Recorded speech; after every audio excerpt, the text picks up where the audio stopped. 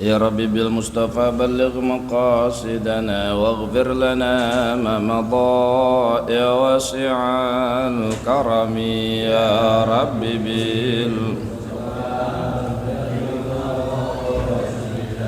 واغفر لنا يا ربي هيئ لنا من أمرنا رشدا واجعل معونتك الحسنى لنا مددا يا ربي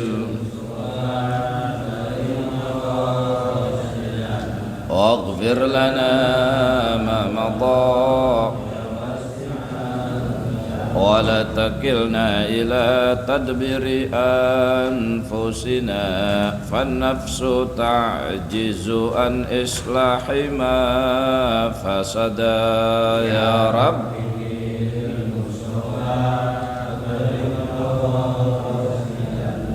واغفر لنا ما مضى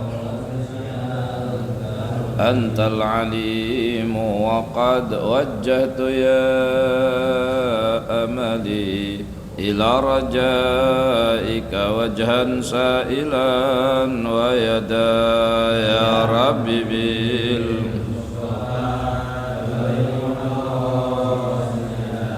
واغفر لنا ما مضى اللهم صل وسلم وبارك عليه وعلى آله. الفاتحة بنية القبول تمام كل سلو مأمول وإلى هدية الرسول حبيب الأكرم سيدنا مولانا محمد صلى الله عليه وسلم وعلى آله وأصحابه وذريته وآل بيته وقرابته أجمعين وبجاه أربعة خلفاء الراشدين وبجاه أربعة أئمة المجتهدين وبجاه سيدنا المهاجر إلى الله والرسول أحمد بن عيسى وبجاه سيدنا أستاذنا الأعظم الفقيه المقدم محمد بن علي بعلوي وجميع سادتنا علي أبي علوي وجميع أصولهم وفرائهم وبجاه سلطان الأولياء شيخ عبد القادر الجيلاني قدس الله سره وبجاه مشايخ القدرية والنقشبندية وجميع أصولهم وفرائهم وبجاه مصنف هذا الكتاب الحبيب عبد الله بن آل الحداد وجميع أصوله وفرعه وبجاه جميع أساتذتنا ومعلمينا ومشايخنا خصوصا معلم شافي هدامي كي حجي سيف الدين أمزر كي حجي سبيل الرشاد كي حجي مرسيدي كي حجي اسكندر كي حجي أحمد معروف أن الله تعالى يغفر لهم وارحمهم وأن الله تغشهم بالرحمة المغفرة ثم إلى أرواح المؤمنين والمؤمنات والمسلمين والمسلمات ونخص خصوصا إلى الروح كي حجي زين رفيق فخرودين أن الله تعالى يغفر له وارحمه وعافه واعف عنه وبنية أن الله تعالى يفقهنا في الدين وارزقنا كمال الإخلاص واليقين وارزقنا علما نافعا وارزقنا فهم النبيين وارزقنا حسن الخاتمة وارزقنا رزقا واسعا حلالا طيبا مباركا وارزقنا من حيث لا نحتسب ببركة هذا المجلس في مجلس الغزائن. الفاتحة. أعوذ بالله من الشيطان الرجيم. بسم الله الرحمن الرحيم. الحمد لله رب العالمين الرحمن الرحيم مالك يوم الدين إياك نعبد وإياك نستعين اهدنا الصراط المستقيم صراط الذين أنعمت عليهم غير المغضوب عليهم ولا الضالين رب اغفر لي ولوالدي آمين. نعم أشكركم على قراءتكم. السلام عليكم ورحمة الله وبركاته. Alhamdulillahi rabbil alamin wassalatu wassalamu ala rasulillah wa ala alihi wa sahbihi ajma'in amma ba'du. Qala subhanaka la ilma lana illa ma 'allamtana innaka antal alimul hakim. Rabbi shrah li sadri wa yassir li amri wahlul 'uqdatam min lisani yafqahu qawli. Qala Syekhul Mu'allifu rahimahullahu ta'ala wa nafa'ana bihi wa bi'ulumihi fi daraihi amin ya rabbal alamin. Kita bacanya naik 3 baris ke atas biar ngulangin yang kemarin sedikit. Dari wa iyyaka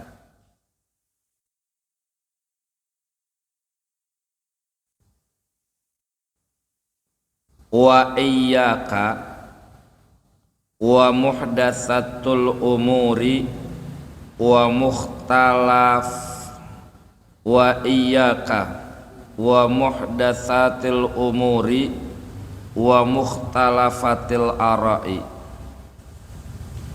wa iyyaka dan hati-hati olehmu. Hati-hati dalam hal apa? Muhdatsatil umur. Muhdatsat itu yang baru, al umur urusan. Berarti hati-hatilah engkau dari urusan atau perkara-perkara yang baru. Wa mukhtalafatil ara' dan hati-hati dari pendapat-pendapat yang berselisih. Mukhtalafat itu berselisih, al-ara' atau pendapat-pendapat. Jadi kita suruh hati-hati dari perkara-perkara yang baru dalam urusan agama dan hati-hati dari beberapa pendapat-pendapat yang berselisihan. Faqad qala alaihi salatu wassalam, dan sungguh telah bersabda siapa Nabi alaihi salatu wassalam, kullu muhdatsatin bid'atun wa kullu bid'atin dolalatun.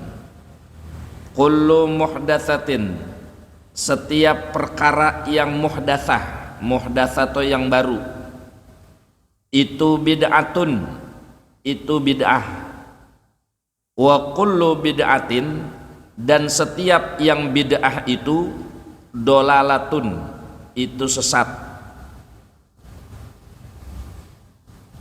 Kemudian hadis yang berikutnya, wa qala alaihi salam, dan telah bersabda siapa Nabi alaihi salam, man ahdatsa fi amrina hadza ma laisa minhu fahuwa alaihi ruddun. Man, siapa orang, ahdatsa yang membuat yang baru, fi amrina hadza di dalam urusan agama kami ini, ma laisa minhu yang tidak ada sumber minhu dari agama, dari urusan kami, fahuwa maka perkara itu alaihi atasnya roddun, tertolak. Koma situ kemarin habis. Jadi kata Al-Habib Al-Haddad, kata Ki Musannif, di antara berkaitan hal-hal yang kita kudu waspada dan hati-hati dalam dalam beribadah, menanggapi dan menyikapi perkara-perkara yang muhdatsat dan perkara-perkara yang mukhtalafat.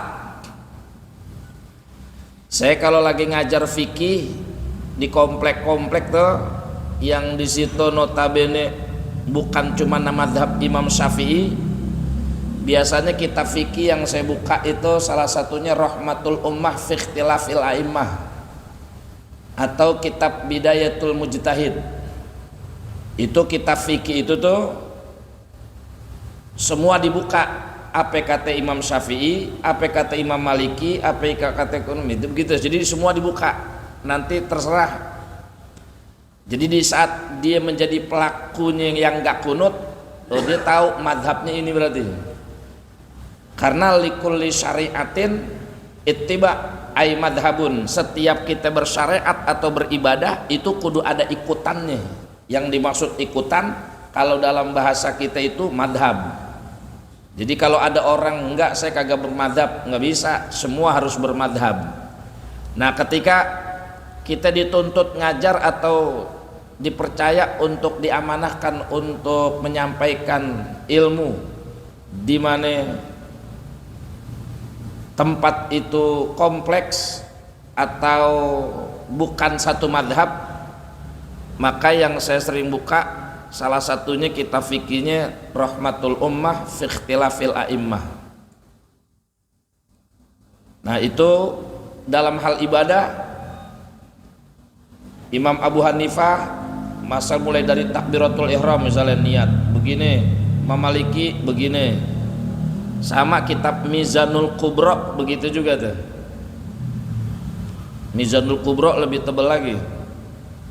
Itu kalau saya Selasa pagi suka ngaji, nah salah satunya kitab Mizanul Kubra. Itu ngebuka semua mazhab dalam hal ibadah apapun. Dan saya suka bilang kepada orang-orang yang ngaji, yang di situ ada beberapa pencinta madhab tertentu, saya suka bilang kita kudu buka hati luas-luas, kudu buka akal lebar-lebar. Artinya ya salah satunya tanbih atau peringatan dari Al-Habib Al-Haddad, kita kudu hati-hati berkaitan dengan perkara yang bid'ah, dengan perkara yang muhdatsat atau yang mukhtalafat. Muhdatsat itu perkara yang baru. Perkara yang baru di sini itu perkara yang baru yang tidak ada sumbernya dari agama. Kalau pahamnya kita nih Imam Syafi'i. Kan kalau kata kalangan Wahabi kan segala kunut dikata bid'ah, segala tahlil bid'ah, haulan bid'ah, baca manakib bid'ah, karena menurut mereka itu tidak ada di zaman Rasul bid'ah. Nah makanya kalau dalam bahasa kalangan ulama kita kullu, di situ ada kata-kata lafaz kullu bid'atin, setiap bid'ah. Nah itu ada penjelasan tentang lafaz kullu. Jadi kullu itu belum tentu menyeluruhkan satu masalah, belum tentu. Enggak langsung semua. Jadi kullu itu belum tentu menyetarakan apa yang ada di dalam hal atau perkara tersebut. Contoh, ada kata-kata begini dalam hadis Rasul, kullu da'in dawaun. Itu hadis Rasul tuh. Setiap penyakit ada obatnya. Kullu da'in, semua penyakit. Bukan kita menafikan apa yang ucapkan Rasul, tapi kalau kita dalam bahasa Arab, kalau kita belajar dalam bahasa Arab, lafaz kullu itu belum tentu mencakup semua penyakit. Likullu da'in, setiap penyakit dawaun, itu ada dawa obatnya. Apalagi belakangan kemarin yang bilang penyakit belum ada obatnya. Nah artinya enggak semua penyakit itu ada obatnya, atau mungkin belum ditemukan obatnya. Cuman yang jelas lafaz kullu itu belum tentu menyeluruh di dalam satu perkata atau urusan. Itu yang diperjuangkan atau Imam Syafi'i ngebela mati-matian tentang kalimat kullu bid'atin. Nah bid'ah itu segala sesuatu perkara bid'ah, kullu bid'atin dolalah. Maka enggak setiap semua yang bid'ah itu dolalah. Berarti mafhumnya yang dolalah itu yang jelek. Makanya di sini dibagi nanti tuh, bid'ah itu ada 3. Kalau Imam Syafi'i ngebagi bid'ah itu ada 5. Ada bid'ah mubah, bid'ah sesuai dengan hukum syariat ada 5 hukum syariat.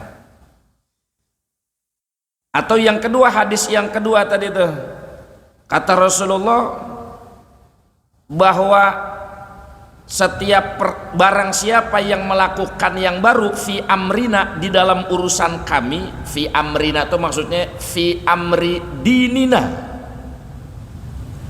ada mudhof yang dibuang.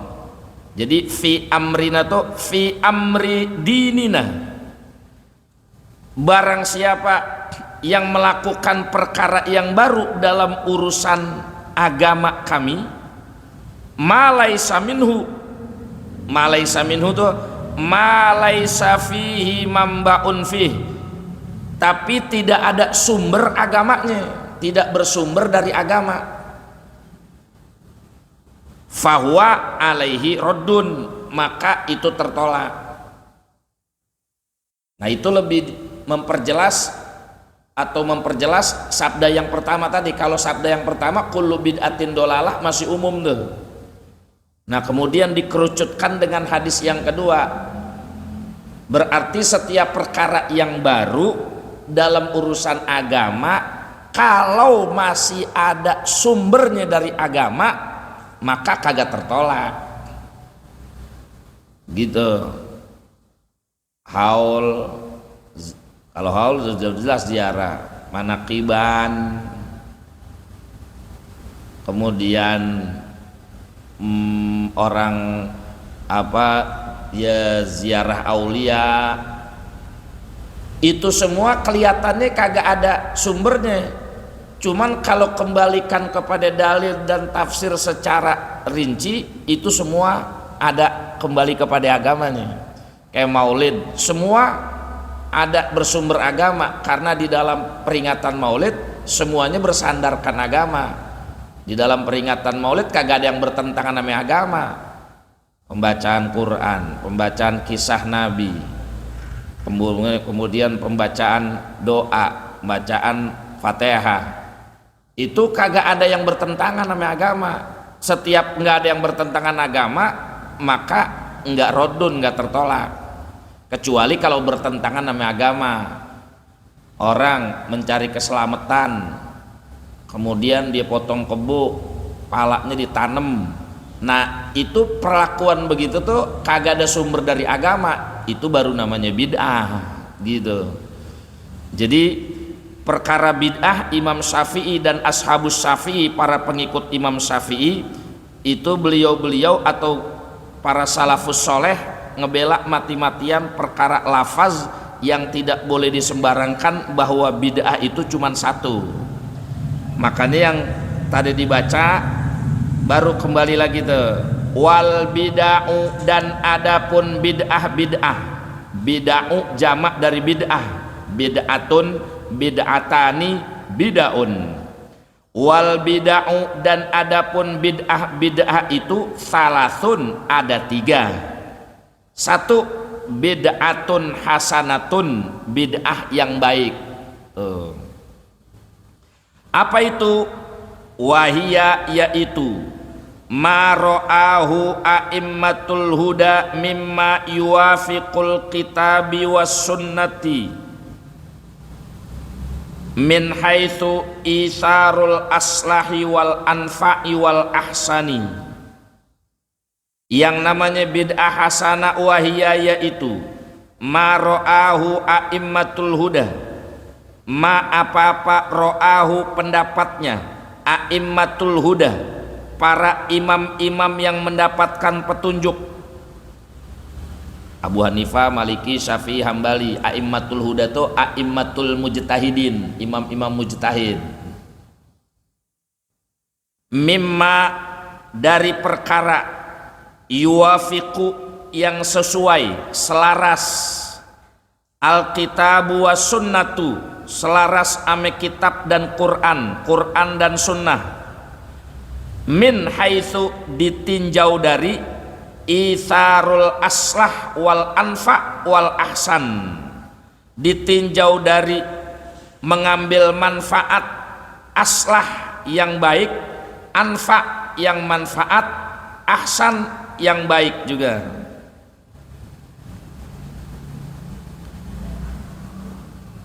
Jadi bid'ah hasanah itu intinya pendapat-pendapat dari imam-imam yang dapat petunjuk, dan semua itu yuwafik, sesuai, tidak bertentangan dengan Quran Sunnah, dan perkara itu membawa manfaat, maslahat, kemudian membawa kebaikan buat kita atau buat pelakunya tersebut.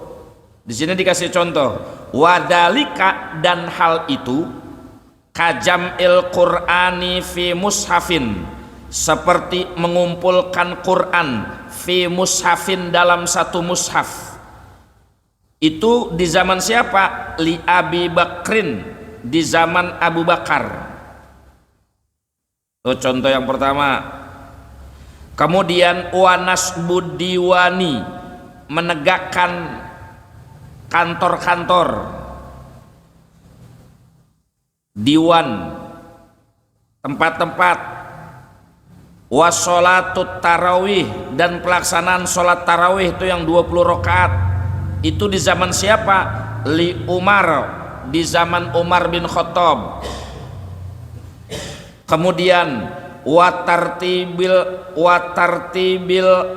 mushafi, dan mensusun mushaf wal adhanil awal yaumal jum'ati, dan adzan pertama halnya pada hari Jumat itu di zaman siapa? Li Usmana, di zaman Sayyidina Utsman. Tuh.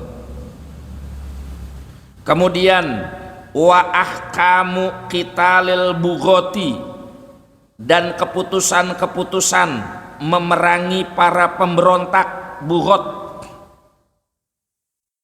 itu di zaman siapa? Li aliyin radhiyallahu anhu wal khulafa'il arbaati, dan di dalam mazhab ada pendapat imam-imam arba'ah yang 4, Abu Bakar, Umar, Utsman, Ali. Nah, itu beberapa contoh yang tidak ada di zaman Nabi. Jadi itu bid'ah tuh. Kayak Quran di zaman Nabi kan kagak satu mushaf, masih di pelepah, masih di lauhun, di batu tulis, masih di batu, masih misa-misa. Waktu yang ngusul itu salah satunya Abul Aswad Ad-Du'ali. Pertama Abu Bakar kagak mau kan, jangan, itu nggak pernah dikerjain Rasul. Tapi kalau ngelihat hafizul Quran udah mulai habis, itu Abu Bakar baru ditulisin di mushaf doangan, belum dikumpulin.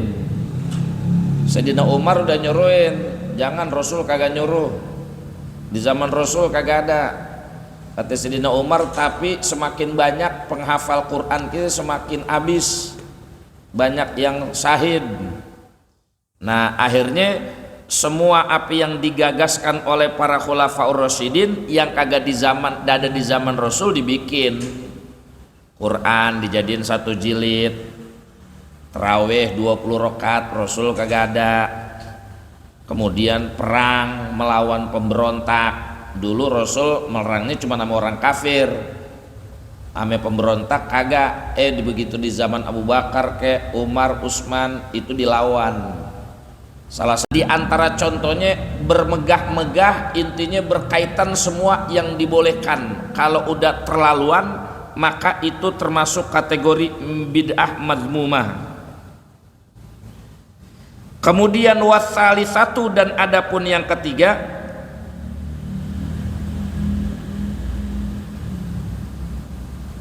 bid'atun mazmumatun mutlaqon. Ini mutlak nih.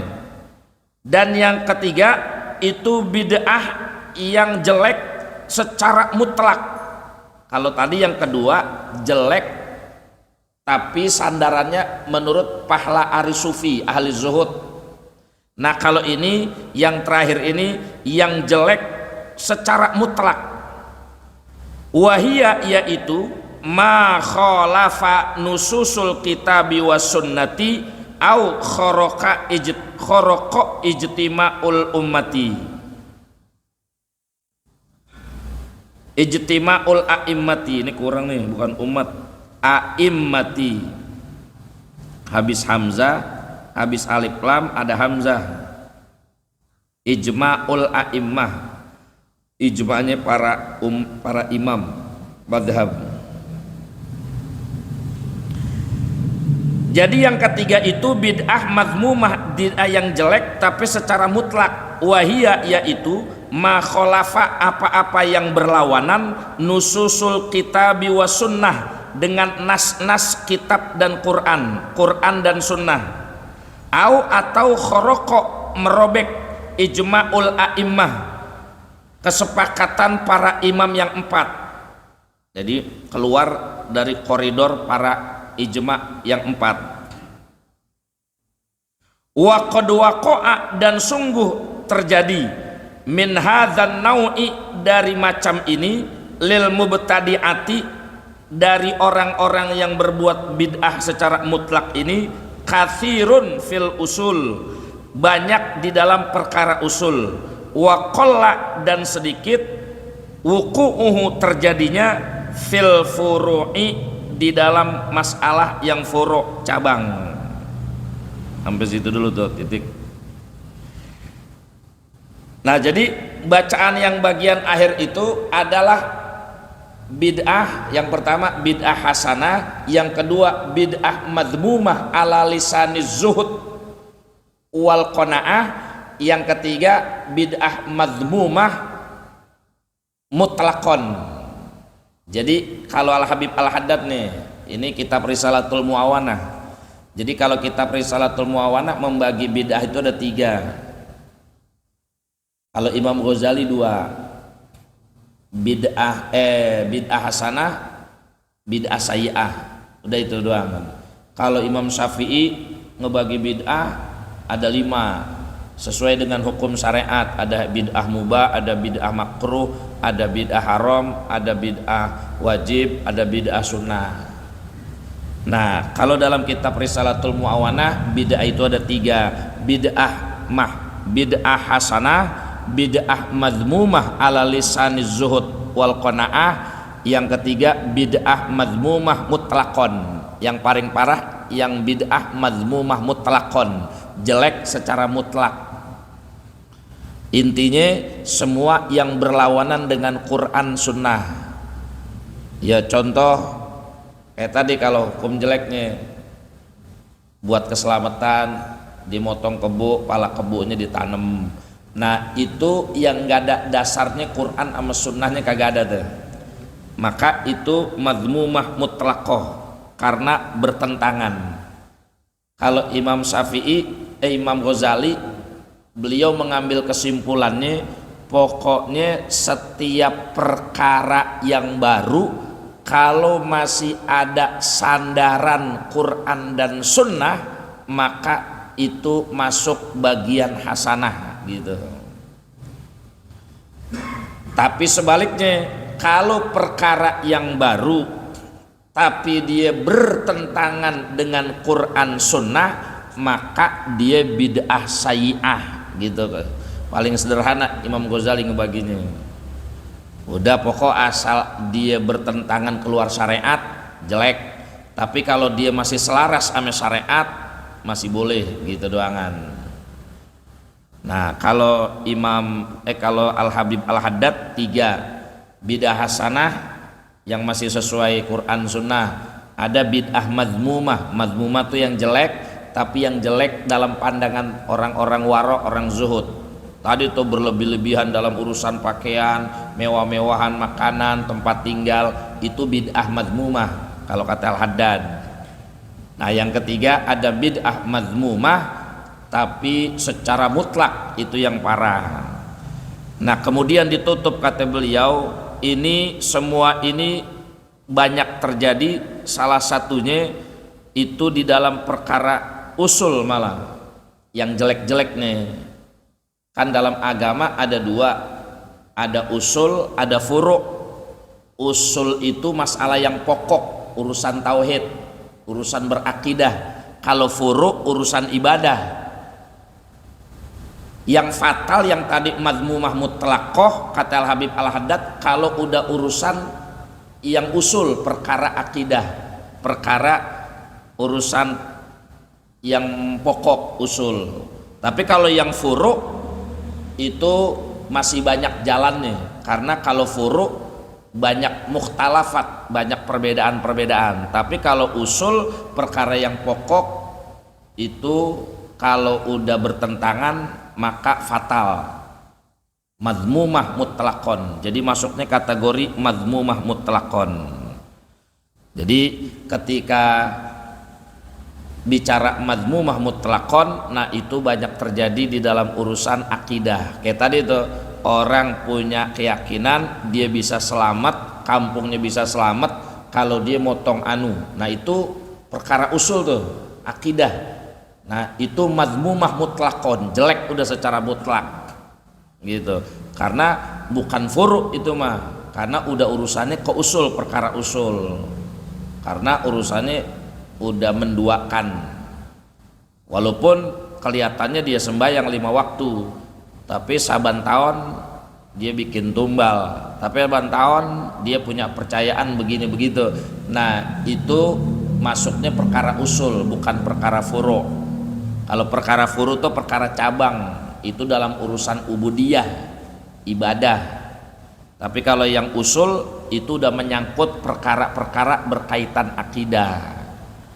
Nah itu kalau kata Al-Habib Al-Haddad. Kemudian wa kullu man yubaligh fit tamassuki bil kitabi was sunnah, wallahu a'lam. Sampai situ dulu tuh. Nah, sebelum saya tutup doa ini sengaja saya baca kitab sedikit sekedar nyari tabarruk bulan Rajab,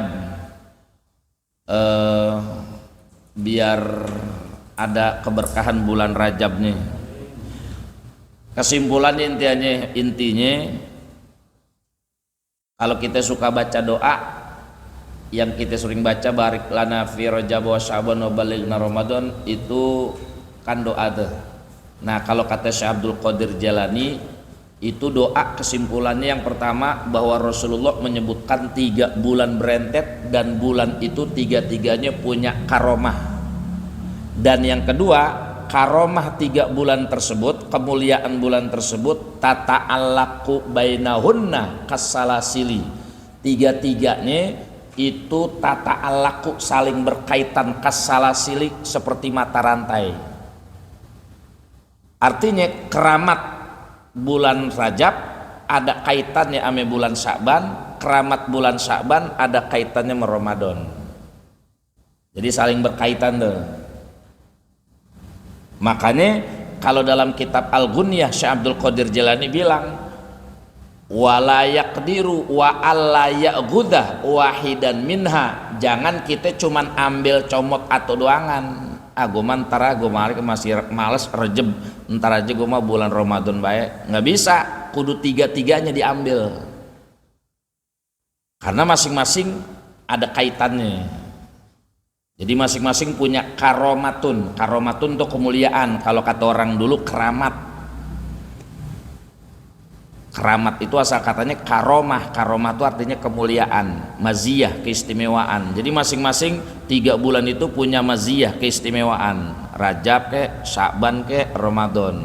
Dan 2-3-3-nya saling berkaitan tuh. Nggak bisa diambil comot. Gue Ramadan aja nggak bisa. Kudu 3-3-nya. Di mana dalilnya? Ya di doa itu lagi. Makanya puncaknya itu wa aqsa minha, kata Syekh Abdul Qadir Jalani, puncak dari segala keramatnya ntar di Ramadan.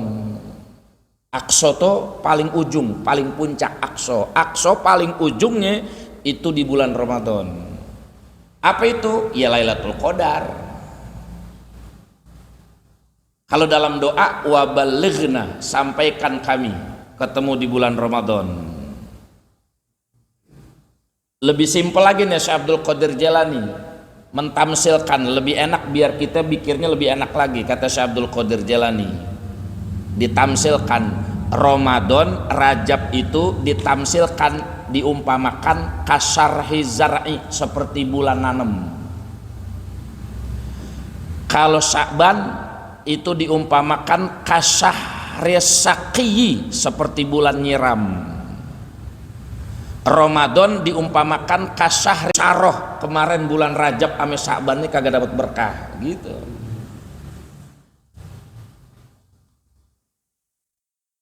Jadi tinggal kita ngaca dan nih, bagaimana kita dapat berkahnya. Kalau kita nyari berkah di bulan Rajab, nyari berkah di bulan Sya'ban, ya puncaknya wabalighna. Makanya ada ulama yang baca doa ditambahin. Saya suka baca tambahan doanya itu.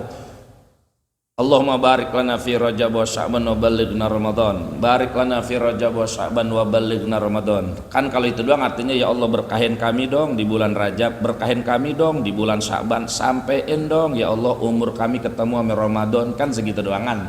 Nah kalau kata ulama balighna itu penjelasan dari balighna wa wafiqna. Wafiqna itu artinya ya Allah berikan taufik kami. Orang kalau udah dapat taufik ringan ibadah, maka tambahin lagi wa wafiqna wasahilnal ibadah. Sahala yusahilu, mudahkan. Kalau sahil fi'il amarnya, mudahkan kami ya Allah buat ibadah di bulan Ramadan. Jadi kalau dilanjutin itu doa panjangannya wa balighna, sampaikan kami ketemu dengan Ramadan, berikan taufik kami di bulan Ramadan, mudahkan ibadah kami di bulan Ramadan. Itu maksudnya.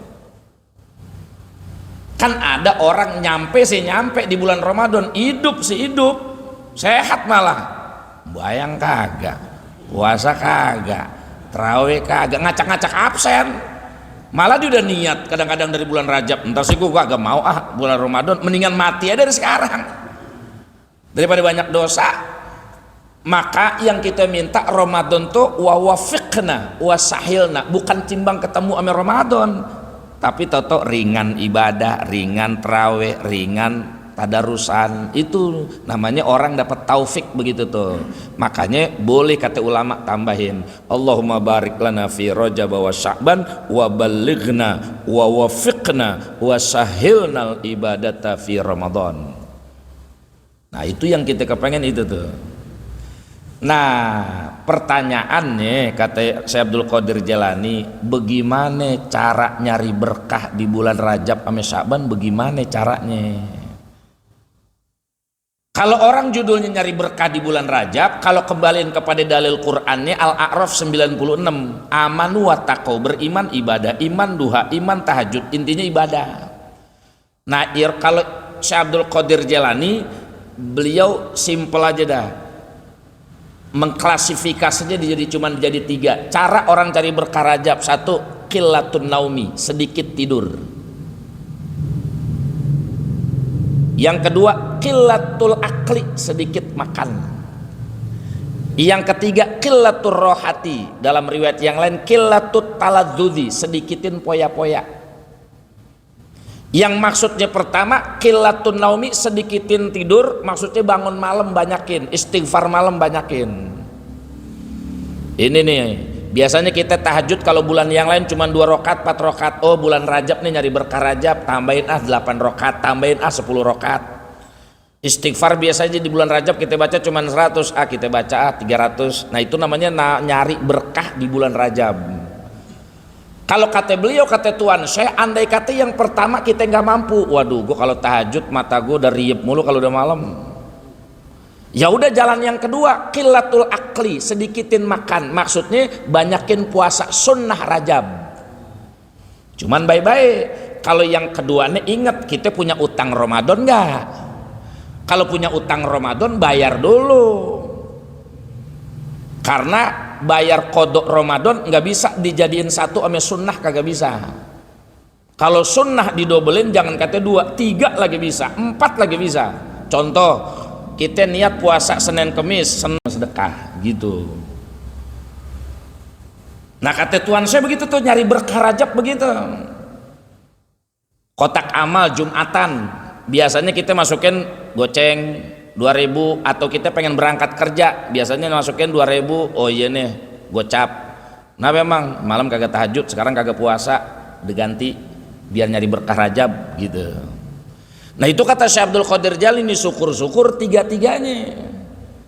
Malamnya puasa, malamnya tahajud banyak, siangnya puasa, sedekahnya doyan, cakep dah tuh. Dekat dah Lailatul Qadar, dekat dah yang begitu. Nah yang kekagaan, sampai jangan sampai kekagaan semuanya. Udah malamnya kebluk, siangnya madang mulu, meditnya setengah mati.